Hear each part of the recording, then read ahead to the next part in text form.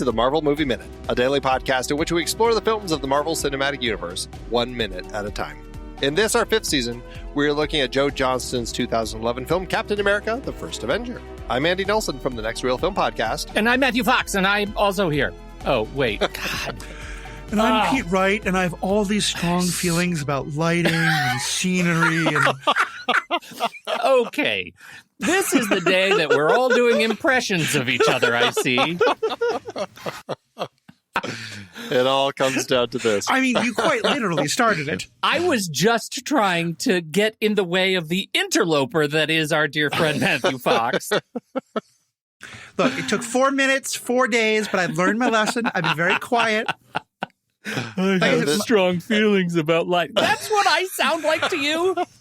I am quite certain that the fact that the last 2 episodes were significantly shorter than the first couple, and I did far less ranting, is entirely because of my learning restraint. Not because the content was about things that I just couldn't find something to rant about, because it was all about lighting and scenery and film noir. So, well, I will say, when Pete mocks me and pretends to do my voice, it always ends up sounding like Kermit the Frog. So, you know what? I think in the scope of things, we're doing okay. Hi-ho, I love movies. That's about it. I was just going to make fun of Arizona and its ridiculous time zones, but, you know, where you go. Yeah, it sure doesn't take long to do that. So many things. Well, we are talking about Minute 65 today. End of the week, getting a little punchy here. Minute 65 begins with Steve finally finding Bucky and ends with 2 seconds left on the countdown clocks. Back again, as you hear, Matthew Fox is joining us again. Hello. And we're here to talk about Minute 65. Everyone ready? Yeah. So we dig in. Yeah. Let's do it.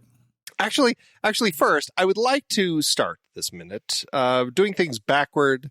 Matthew, we like to ask our guests about their favorite Captain America moments. And I know I didn't warn you, but you had a whole season of us asking other guests this. I would like to think that you had thought, we just may throw this your way. So here we are now, finally, Minute 65, asking you, what would you say is your favorite Captain America moment? So you know how Schmidt, I keep hammering on this idea that he doesn't think anyone else is going to use the same things against him?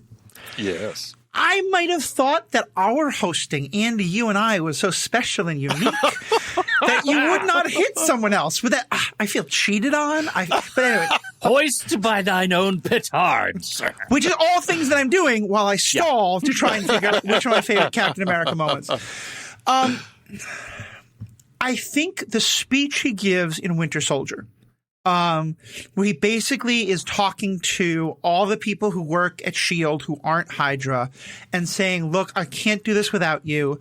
And Abed from Community is listening to him, and they're all getting riled up because he gives such a beautiful, impassioned speech about why Hydra is wrong and why the little guys can stand up. And it's tarnished a bit because then nothing they do has any significance, which I think was a mistake in the movie, but it is such a beautiful Captain America moment. So I would choose that. And then Captain America is, I think, a very good character, but one who I frequently disagree with. And so my other favorite moment of his, because I love to talk about it, is when in Infinity War and Endgame, I think it's Infinity War, he says to Vision, you can't kill yourself. You cannot sacrifice your life to save other people because we don't trade lives. Because that statement is utterly ridiculous coming from Cap. Because what is jumping on a grenade to protect everyone else? It's trading your life to protect everyone else's. He is simply not allowing Vision to do the heroic things that he gets to do. And it is just such a... At first, I thought it was a very badly written moment, and then I realized, no, it's actually a brilliant moment for Cap. It's just that everybody else doesn't realize it shows Cap's an idiot sometimes. I disagree with just massive double standard, right? That's what I think that's exactly right. That is like part of the legacy. As much as I love Cap and his patriotism and his honor and all of that, is I love his ignorance to his own double standard, right? That's a much more charitable way to put it. Yeah, I think that's a good way to put it. But yeah, it does make sense that Cap would do that. Yeah, and that's why I like that, because I think you could say, well, but because he has superpowers and no one else does. But that's why I think it is such a good moment that he leaps on that grenade before he gets the superpowers, because he is willing to trade lives all the way back. And you can say that's an honorable thing, but to me, Vision willing to if you let Vision sacrifice himself, half the world, half the universe doesn't blip out. Right. Yeah. Sorry, Vision. It's only because it's Captain America, because really he's saying you can't trade lives. Only I get to do that. Right. Which also, by the way, means that all of these unnamed Wakandans get to trade their lives to defend, to stop Vision having to trade his life, which is, there's a lot of problems there as well, but that's, Sure. Plot. It's all plot. Yeah. And when to give one happy moment, when Natasha grabs him and kisses him, and he's just kind of dazed in Winter Soldier. That's also a fun one. That's a good one. Well, all right. Well, let's jump back into minute 65 here. So we're starting this minute at this point where Steve walks into Zola's experiment room, as it is. I don't know if it's officially named that, but it is in the script. I don't see the sign on his door or anything, but I kind of want that now. But this is the reunion. This is Steve finally finding Bucky after all of his searching. My first question for the two of you, we talked about this earlier in the week, about this idea of Steve coming here to rescue the troops, but really to find Bucky, versus Steve coming here to find the troops and accidentally finding the fact that Bucky is actually alive. How does this play for you, and would it have actually played better in the same scenario had he walked in thinking Bucky was dead, only to find him here? I think I like the middle ground where, like, he knows he's looking for Bucky by this point, but it's because the first time he rescues soldiers, you know, they say, why are you here? He said, I did it for Bucky. He died to help you. Or like, no, he's not dead, you know? So I don't think I would have liked this scene more. For me, though, and I never really noticed this until we did this close analysis, it raises a completely different question, which is that I always thought that Bucky becomes the Winter Soldier because he's the one who Hydra agents find. You know, he falls from the cliff, but he somehow lives or like is half alive, and like he's the one they capture. He's the one they're able to bring back to life and turn into the Winter Soldier. But what we see here is that they're clearly already beginning the super serum kind of experiment, like the super soldier experiments on Bucky. And I'm left with no idea why they picked Bucky specifically, because even as much as I was saying before that I think people know about Captain America, I don't think there's any reason for Hydra to know that Bucky is his good friend. And if so, then he's kind of the wrong person to choose for this, because that's just going to aggravate Cap more. So what do you all think? Why do you think they picked Bucky specifically? I think it's totally random. That's my take. Like I've always felt like this was just like they could have walked down that weird circular prison hall and picked any one of the folks that were in the cages and taken them out and put them in Zola's playroom. That it ended up being Bucky was, fortuitous for. Was that not what it was in the script? I like that it's a playroom now. Yeah, right. It went from the experiment room to the playroom. Yeah. Zola's so funhouse. we have two just coincidences. One, that they wind up getting his best friend, and two, they wind up picking the guy who they'll later get again when he falls off a train. Right. Okay.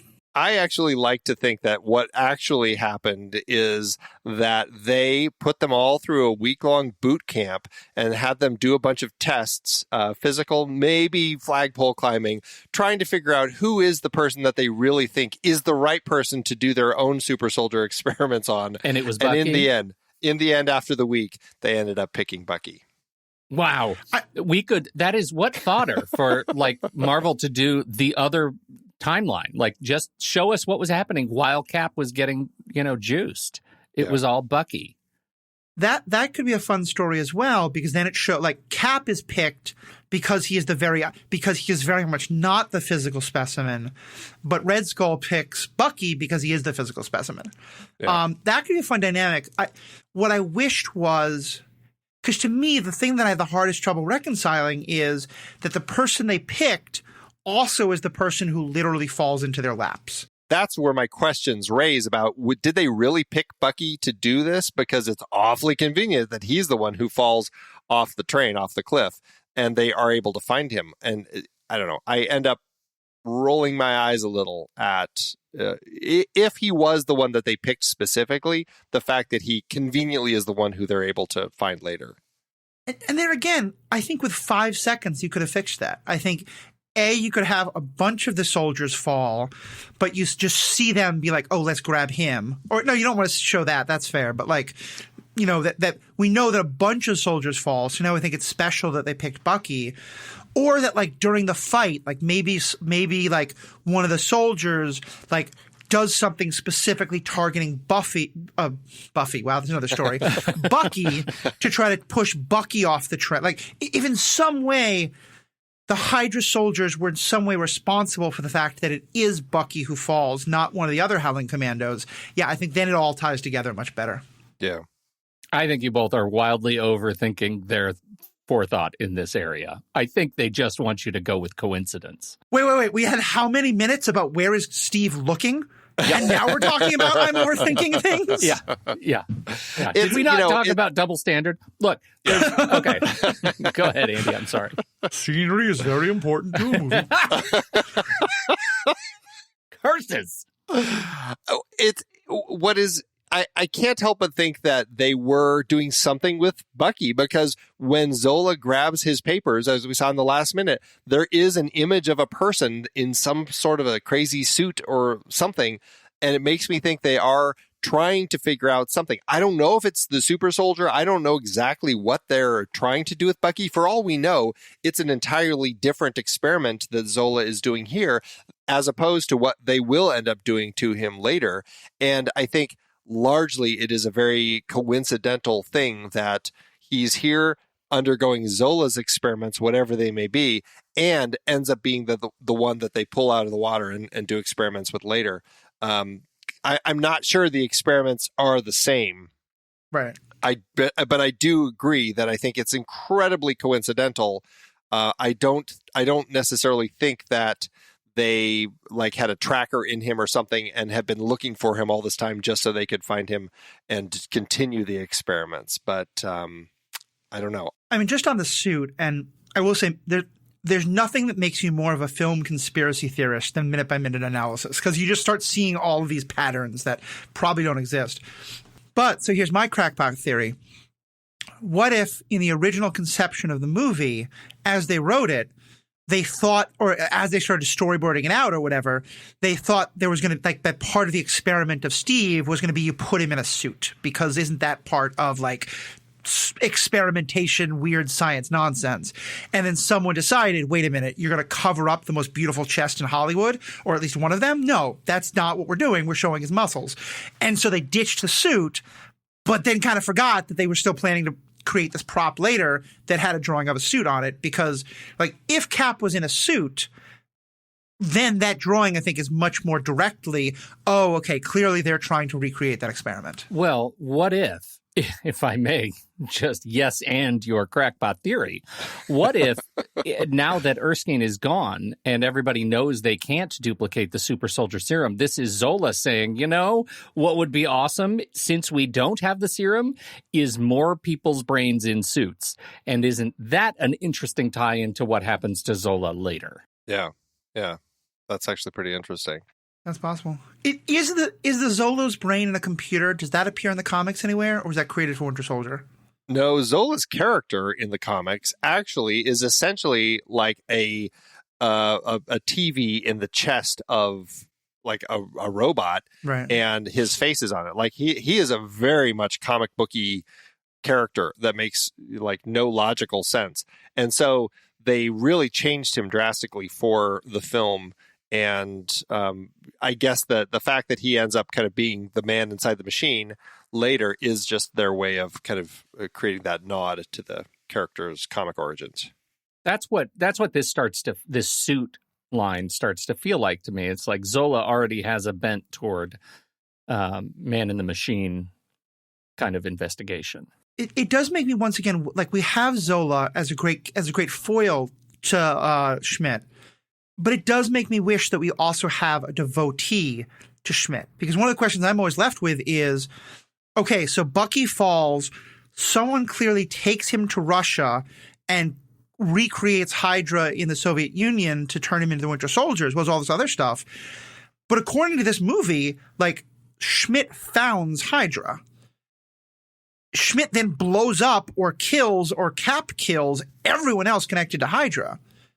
So who keeps Hydra going? Well, we know that Kruger had already whittled his way into the U.S. government. Like, he was working for the State Department.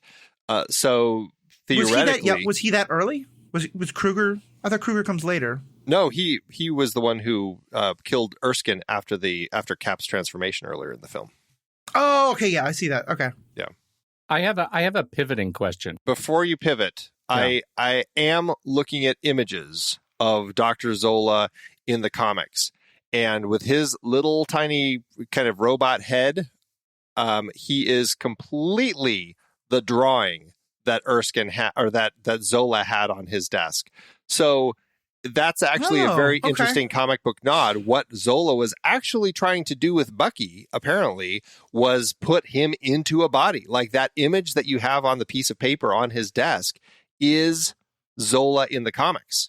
Nice. Which makes sense, because maybe it is that, at this point, Bucky's basically a broken body, and it's not till 20 years later that the Russians figure out how to actually fix his body instead of just taking his brain.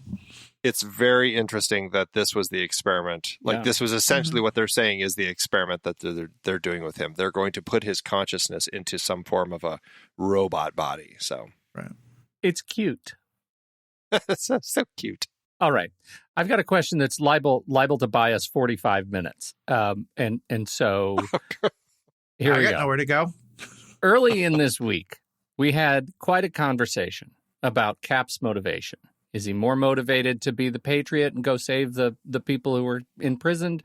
Or is he, is he actually just looking for Bucky? In this minute, he says out loud for everyone to hear, "Come on, I thought you were dead." Does this answer the question as to his motivation at all for either of you? Are you saying that maybe like the script got rewritten a couple times? Because this doesn't fit with the earlier moments. So are you suggesting that maybe he had a different motivation and they changed the script? I am wondering if his motivation, if we should have seen all along a calculated and specific motivation that he's just there to save the soldiers, and that, in fact, he really did think Bucky was dead. And yet, the script previously does not seem to indicate that to be the case.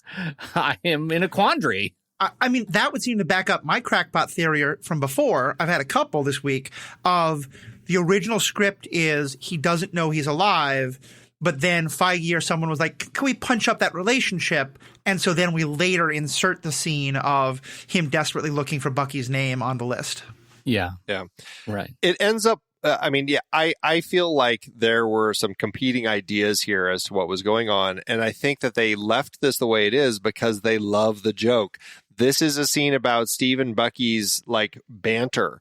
Like, what we have here is a return to, I'm going to say something and you're going to throw me a zinger. I'm going to say something now and you're going to throw me a zinger. It's like very much that whole thing through this entire scene. And it really plays like when Steve says that. Honestly, he's not like in shock and like he doesn't play it as he's overjoyed that, oh, thank God, Bucky, you're actually alive. It's very casual. Like, all of this is very casual when he rescues him, and it comes off as playing, let's start our banter again. He like I thought you were dead. I thought you were smaller. Like, it plays into the scripting of it so much as to like the cute one-liners. And I think if they had changed kind of like, is he going here to save all the soldiers? And thinking and believing in his heart that Bucky is dead, and oh, thank God, Bucky, you're actually alive, versus I want to go in and save Bucky. Let's make sure we're emphasizing that relationship, and he's really kind of on the hunt for Bucky. It's competing. It's competing, and it plays that way. Yeah, I think so too. Here's my one way to be charitable and square the circle, which is that because he does look for Bucky and they tell him, oh, he got taken off to that experiment room or whatever where no one comes back from. They don't say he did. He's looking for him. He says, well, there is an isolation ward. Right. Okay. Yeah. It's very vague. Yeah. Anyway, go ahead. My point is maybe he goes there thinking Bucky's alive.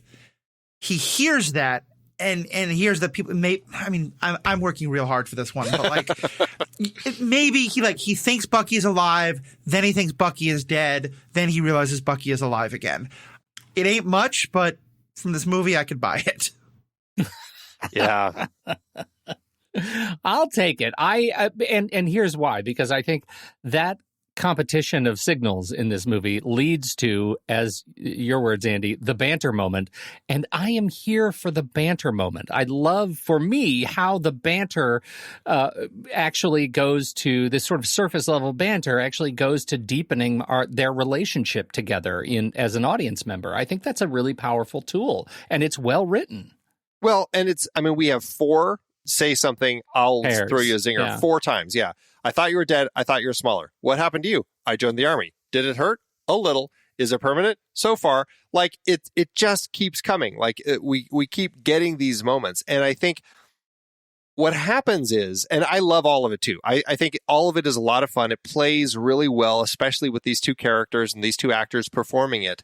What I think is when you have lines like, I thought you were dead, I thought you were smaller, I think this feeds into one of the complaints that people have about Marvel and how they use the comedy, and they kind of lose kind of the drama and the pathos of your story in favor of the humor oftentimes in situations like this, where it's like the I thought you were dead line, like this whole thing that we're talking about, like, why is he here? This whole thing with Bucky, they did it all just so they could get this joke out of it. And I think that's why people have the complaint that they bring up with Marvel in some of these situations. I think it was a very fair complaint at the time, but I think Marvel did that thing where they were able to turn it into something good, because I think this moment is wonderfully paid off when you get to Falcon and the Winter Soldier so many years later.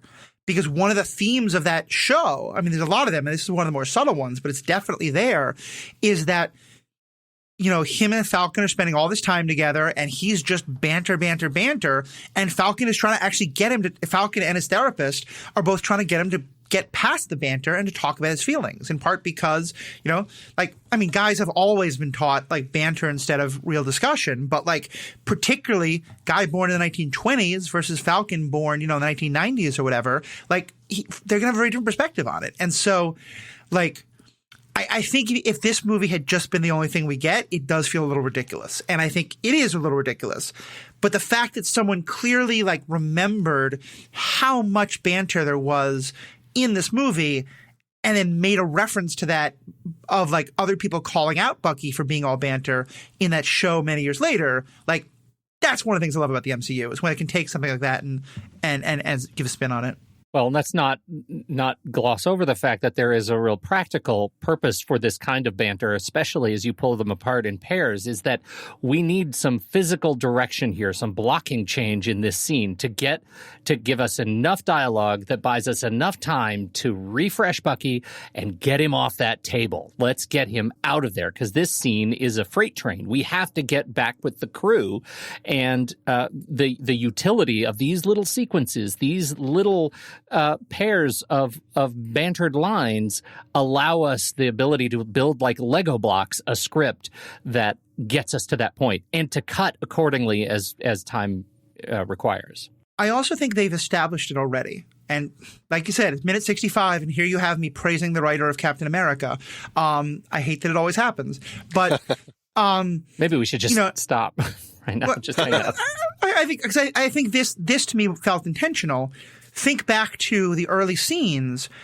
I think it's very clear that Bucky thinks if, 5'4" Steve Rogers goes to war, he's going to die.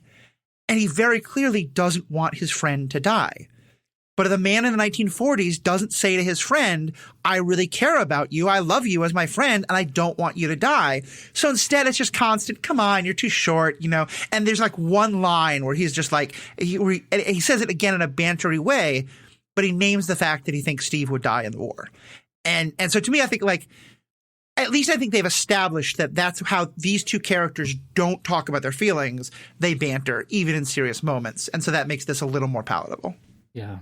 And also, I think there is a level of that feeling like it comes from the military. I think there is that element that we get naturally from the military. I mean, we've kind of already seen it with the Howling Commandos. There is that level of play that you have in these sorts of situations to just kind of cut through tension and to not have to deal with any emotional things because they have so many physical things they have to overcome at this particular moment. Well, and if you have a breakdown every time your buddy gets shot, you're gone because your best buddy is going to get shot every day. Very true. You gotta. I mean, it's in all these lines of work where you're constantly dealing with this sort of thing. It's like you do build those walls up. You have to close yourself off. Yeah. So, well, it's a good minute. We do have a moment in here where Steve, as he's kind of helping Bucky, glances around the room. We see him notice the map, take a long stare at it. That will perhaps come into play later as we find Steve remembers things really well. Interestingly, he doesn't seem to notice, or at least doesn't say anything later about also seeing the blueprints for the Valkyrie on the wall next to the map. Steve is all map. He's just all map all the time. And also the map is the thing that is lit by the exterior light through the window, right? Yeah. So how could he even be expected to see with his super eyes? And kind of like you were talking about how that building dialogue, it serves a function in the movie. I think the map does the same thing because we don't want Cap to go right after Schmidt yet, but we want to show a kind of montage of battle scenes. And so having this kind of like, there's like 4 levels you've got to get through till you get to the big boss video game idea, it really helps to set that up of like, there's a lot of fighting to go before you get back to Schmidt. Exactly. One last little note that I have here. I really like that the experiment room has kind of the greenish light. We had that kind of yellowish and pinkish light out in the exterior hallway. And experiments, green, science, like it all kind of fits so well. It makes you think of, I don't know, sciencey goo and things like that. I love that we come in here and it's all green light. It just feels very sciencey. There's the one shot where Cap is actually looking at the map and it's a close up on Cap and he's got his mouth kind of open and it reminds me of the bit in Creepshow where there's backlit green and I think it's the one where Ted Danson gets buried in the sand. Yeah. As soon as you said that, I went straight to Ted Danson. Yep. Yeah. Oh, that's so funny. Yeah. Well, Steve and Bucky, they stagger out again. You know, it's what needs to happen. They need to have their banter so they can get out of the room. We cut back to the exterior and we see the tank. We see Fallsworth blasting away the Tesseract blasts, not disintegrating. Again, he's actually blowing up the tower as they're rolling out of there. They take down everybody. We don't see them take all the troops out that are staying by the fence, but clearly they must. And the troops, make their way through the hole in the fence that is now there, with some with regular guns, some with Tesseract guns. We'll see how all that plays out. And we end up on the detonation clock that has gone through 7 minutes in about 2.5, or maybe even less than that. We're down to 2 seconds as the minute comes to an end. Do you have an exact time? No, I have a complaint, complaint, okay. Which is... Okay. Do you notice, I think, the time in Austria is faster than the time everywhere else? These seconds, I swear, are not actual seconds. And like this countdown clock is not actually a clock. It's just sequence of numbers sped up slightly. So are you saying that you think the film would be improved by 4 solid minutes of flipping switches and shoving papers into briefcases? Because I would challenge that. You are the film expert, but I would challenge that assertion. All I'm suggesting is that when you put a clock on screen, it better damn well be a clock of real seconds. A second is a second is a second. Yes. And I think it's obviously a sped up an action scene. We're not seeing all 7 minutes of everybody making their way. That through is the not place. my complaint. That is the complaint is that the second is not lasting a second. Yes. It's actually like it's like 0.8 seconds.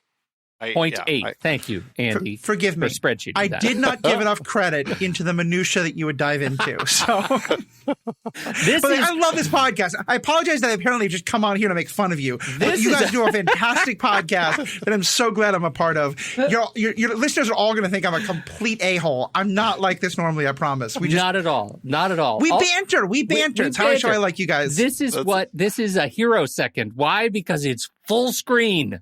It is a full screen second. It better be a full second on screen. Wow. I'm going to put that on a T-shirt. Yes. I got to say, this would not have been my first choice of 5 minutes, and I'm very glad we found things to talk about. I was worried about it. But as Andy has learned to his unfortunate peril often, saying to Matthew once, hey, please do this thing, is generally not enough to get me to do it. I totally forgot about picking minutes. Everyone else had picked good minutes by the time I picked them. So I picked these 5 minutes, and we found things to say because we all love the sound of our own voices. But what I think is really great is how many times I took such joy when for some reason the 5 minutes that our guest got to talk us about left on a cliffhanger. And I was able to be like, sorry, you don't get to talk about the end of that cliffhanger, but I do. And so I pick minutes that end quite literally with a countdown clock at 2 seconds. I upon my own petard have I been hoist. Yes, twice this week. I live for these moments. Yeah. It has been a lot of fun talking with you all week, Matthew. Can I close with one question that isn't in these minutes, although I've questioned Schmidt's motivation a lot. This is the main thing about Schmidt I don't understand, and I'm hoping you two can give me an explanation. He clearly wants to blow up all the capitals of the world. He wants to show the whole world that he's in charge. I don't quite know how blowing up cities does that, but fair enough. We'll move past that. So he wants to blow up all these cities. His plane takes off. Now, granted, Berlin is behind him, I think, in the way the map works, so perhaps he doesn't turn back to go to Berlin. But let's say I'm just going to jaunt over to New York City. I'm like, Paris and London are right there. You can't take 5 minutes to go drop a bomb on those two. Like, I just have no idea. Why does he pick? I know we've got to get Cap over the ocean into the ice, but why in the world isn't he attacking or Lisbon or Madrid or Casablanca, whatever? Like, there's so many big cities he could hit right there and then instead of flying all the way over the Atlantic. Have you found his inner motivation that I missed that I can explain this? Fondue. Yeah, that would be Switzerland. I was going to say, you can eat fondue in other places. No, only Switzerland, Pete. Maybe it's he has to keep all of Europe protected so that the fondue won't be harmed. Thank you. I honestly think, obviously you're right. He has to get over the ocean and everything. But I think the reason it's New York and not like, let's blow it up in the North Pole, which probably would make more sense. And, something that he would detonate in the North Pole that would then, get into the atmosphere and destroy all the people, or who knows. But I think that there is, going back to this idea of the mirror characters and the fact that we have Steve Rogers from, New York City as the character who is the opposite side of Schmidt's coin. I think that it's never specified, but I think that in the movie parlance, the reason that he ends up doing New York or picking New York is because that is Steve's hometown. And it's kind of the opposite. Okay. It's the reflection of him. It's illogical. There's no reason for it, and it's not specified. I just think in movie language, that ends up being the reason. Yeah, I think if you're writing a comic booky, doesn't actually make sense, just is going to do the terrible thing villain, have the villain throw out all their plans just to be spiteful to our hero. Yeah, that makes sense. It does, like you said, it doesn't make sense, but that's how you write these characters. Yeah. Thank God we get better villains later. Well, Matthew, it has been a sheer delight having you back on the show to talk about Captain America. I'm looking forward to getting you on one of these down the road. That's one of these movies that you absolutely love. I guess we'll have to wait a few, but eventually we'll get there. Again, New Yorker, I express my love by critiquing. But yeah, no, that is true. This is definitely probably in my bottom 3 of movies. And so when you start to get to things like any of the Avengers or bring me back for Winter Soldier, I will happily host Winter Soldier. God, I can't believe I just said, oh God, I don't. Not only did you say it, you recorded it? Yeah. Delete. No, yeah. Once we get into phase 2, there's a lot of these movies that I really, truly love. So yeah, I'd be happy to come back there. And also, you, Andy, as I said, if you want to hear more Andy, well, I'll save my self-promotion for later, but you both are always welcome on my podcast as well. Thank you. Oh, well, we certainly appreciate it. Well, now's the time. So why don't you plug what it is you're up to and where people can find it? So if you, as I was starting to say before, if you want to find a time where I'm actually really in love with a movie that Andy didn't like, go to theethicalpanda.com, search for Thor, and you'll find he and I did a really good episode on Thor: Love and Thunder, which, jokes aside, I think you really gave a great discussion about how it didn't line up to the stories you wanted from the comic books and things like that. And I certainly had my complaints about it as well. But yeah, On my podcast, that's the kind of stuff you'll find. You'll find where we talk about the ethical issues of the movies. We do not get into the difference between 2 or 3 lights in a hallway, and I apologize for that. But we find some things to talk about in terms of character discussions and ethics and stuff like that. And we have a lot of fun.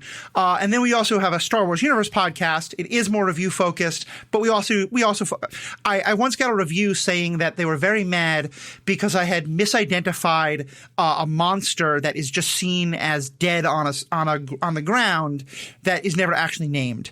And I've never been prouder of a review, because to me it's like, nope, this podcast isn't about that. This podcast is about like the characters and the story and the decisions and all that. So you can check out both of those podcasts at theethicalpanda.com.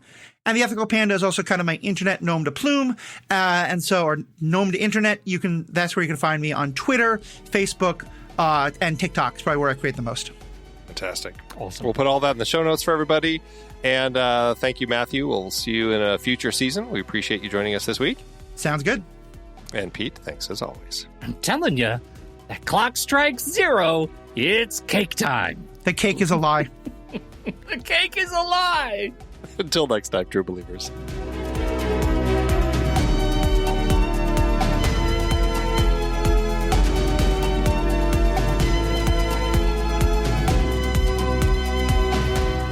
Marvel Movie Minute is a production of True Story FM. Engineering by Andy Nelson. This season's music is Spread the News by Anthony Vega, and this season's show art is by Winston Yabo. Find the show at truestory.fm, and if your podcast app allows ratings and reviews, consider doing that for this show.